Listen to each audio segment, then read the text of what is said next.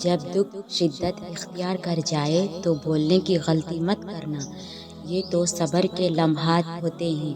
وہ لمحہ جب اللہ آپ کے ساتھ ہوتا ہے، اور وہ جب ساتھ ہو جائے تو انسان کو فرش سے عرش تک پہنچا دیتا ہے۔ دیکھو، یہ موقع گنوانا نہیں، سب کچھ پانے کا ہوتا ہے۔ وہ سب سنتا ہے، لیکن اسے خاص طور پر سنتا ہے جو اسے پکارتا ہے۔ وہ سب کے پاس ہے، لیکن اس کے پاس خاص طور پر ہے جو اس کی تلاش میں ہے۔ وہ سب کو دے رہا ہے، لیکن اس کو خاص طور پر دے رہا ہے جو پورے یقین سے اسے مانگ رہا ہے۔ سب بیمار ہے، سب پریشان ہے، اس کا رحم سب کی تلاش میں ہے، لیکن یہ سب رحم خاص طور پر اس پر سایہ فگن ہے جو پوری امید سے اور یقین رکھتا ہے کہ اس کا رب اس سے غافل نہیں ہے۔ یقین، صرف یقین۔ اللہ کو اپنے بندوں سے صرف یقین چاہیے۔ اللہ ہمارے لیے کون ہے اور ہم اللہ کے لیے کیا ہے؟ قرآن میں اللہ تعالیٰ 4 دفعہ قسم کھا کے فرماتا ہے، ہم نے انسان کو احسان تقویم سے پیدا کیا ہے، بہترین سانچے میں پیدا کیا ہے۔ اس کو اللہ نے اپنے ہاتھوں سے بنایا ہے۔ جس شے کو اتنا پیار سے بنایا جائے، کیا ذرا ذرا سی باتوں پہ اس کا مالک اس کو ناپسند کرنے لگتا ہے؟ ہم نے دراصل کبھی اللہ کو سمجھا ہی نہیں ہے۔ جب تم اللہ سے محبت کرنے لگتے تو اس کی کہی ہر بات کا مطلب واضح ہو جاتا ہے۔ اس کی محبت پر یقین تو پہلے ہی ہوتا ہے، لیکن دل سے بھی بھروسہ نہیں ہوتا۔ اسی لیے تو دکھ سہنا مشکل لگتا ہے، لیکن ہم کنفیوز ہوتے ہیں۔ اللہ کہتا ہے کہ صبر سے کام لو، بے شک ہر مشکل کے بعد آسانی ہے۔ اللہ کہتا ہے کہ تم مجھ سے مانگ کر تو دیکھو، میں نہ دوں تو کہنا۔ اللہ کہتا ہے کہ امید کا ساتھ کبھی مت چھوڑنا اور اداس مت ہونا۔ اللہ کہتا ہے کہ بس مجھ پر بھروسہ رکھو۔ اللہ کہتا ہے کہ یہ مت سوچنا کہ میں تم سے بے خبر ہوں، میں سب جانتا ہوں، دیکھ رہا ہوں، سن رہا ہوں۔ پھر جب دل اس کی محبت سے بھر جاتا ہے تب سب ٹھیک ہونے لگتا ہے، ہر کنفیوژن دور ہو جاتی ہے، اندر تک ایک سکون سا اتر جاتا ہے جو الفاظ سے ظاہر نہیں ہوتا، لیکن ذہنی روحانی سکون اور دلی اطمینان سب بیان کر دیتا ہے۔ سبحان اللہ۔ ہر انسان کا امتحان مختلف ہوتا ہے۔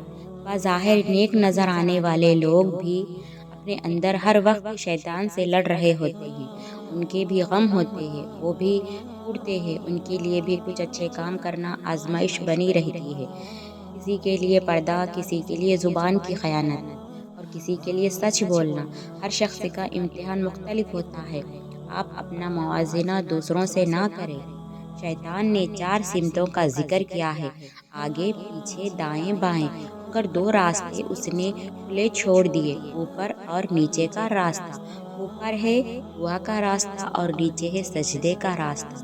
وہ ان دونوں راستوں پر نہیں بیٹھ سکتا۔ سبحان اللہ۔ زندگی ہے، اس میں بہت سارے لفظ بولے جاتے ہیں، بہت سارے لفظ سننے پڑتے ہیں، بہت سارے لفظوں کے بہت سارے معنی ہوتے ہیں۔ لفظوں کا اگر آپ لفظوں کو اٹھا کر تم انہیں سوچنے اور سمجھنے بیٹھو گے تو زندگی نہیں گزار سکو گے۔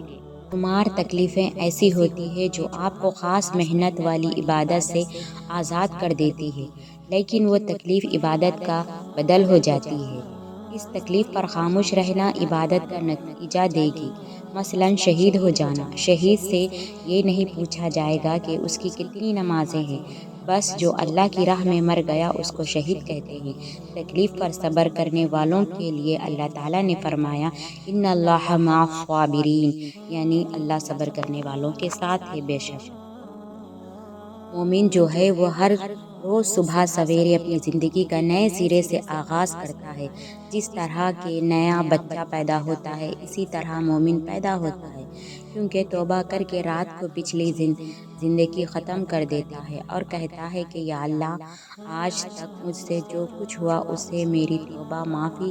رات بھر معافی میں سوتا ہے، استغفار میں سوتا ہے، صبح نیا ہوتا ہی زندہ ہوتا ہے، پھر نمودار ہوتا ہے، جیسے بچہ ماں کے پیٹ سے جنم لیتا ہے اور پھر نیکی کی کوشش کرتا ہے۔ تو رات کو آپ لوگ اپنے آپ کو معصوم کر کے سویا کرو۔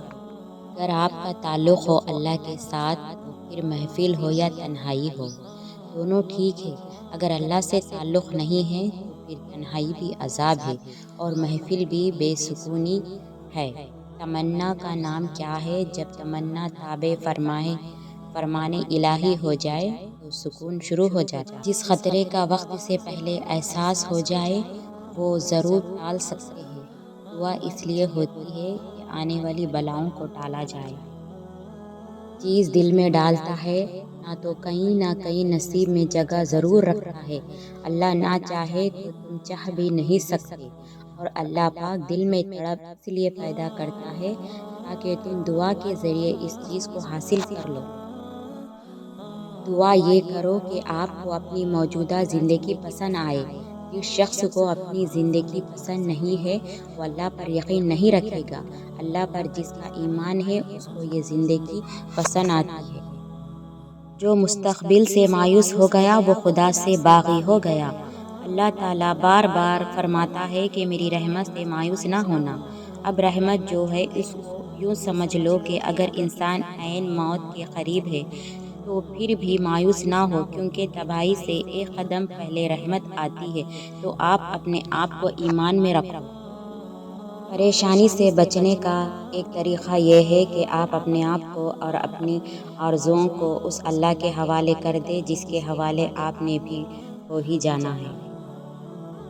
یہ بات یاد رکھنا کہ اللہ راضی ہو جائے تو یہ ضروری نہیں ہے کہ آپ کو پیسہ مل جائے، عین ممکن ہے کہ راضی ہو کے سارا کچھ لے جائے۔